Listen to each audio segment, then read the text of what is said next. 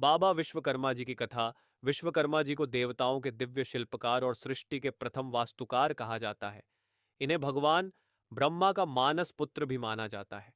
जन्म कथा कहा जाता है कि जब भगवान ब्रह्मा ने सृष्टि की रचना की, तब उन्होंने अपने योग बल से विश्वकर्मा को उत्पन्न किया। इनका जन्म माघ शुक्ल त्रयोदशी को हुआ माना जाता है। दिव्य कार्य शिल्प का देवता माना जाता है।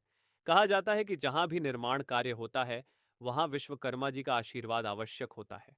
विश्वकर्मा जयंती भाद्रपद मास के कन्या संक्रांति 17 सितंबर को मनाई जाती है।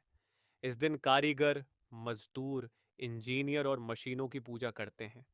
संदेश विश्वकर्मा जी की कथा हमें सिखाती है कि श्रम, कौशल और सृजनशीलता ही सभ्यता की असली नींव है। बाबा विश्वकर्मा जी की कथा।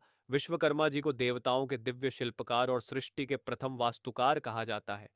इन्हें भगवान ब्रह्मा का मानस पुत्र भी माना जाता है।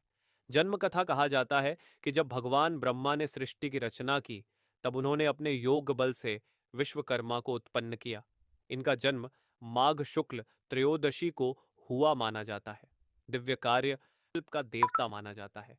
कहा जाता है कि जहां भी निर्माण कार्य होता है, वहां विश्वकर्मा जी का आशीर्वाद आवश्यक होता है। विश्वकर्मा जयंती भाद्रपद मास के कन्या संक्रांति 17 सितंबर को मनाई जाती है। इस दिन कारीगर, मजदूर, इंजीनियर और मशीनों की पूजा करते हैं। संदेश विश्वकर्मा जी की कथा हमें सिखाती है कि श्रम, कौशल और सृजनशीलता ही सभ्यता की असली नींव है।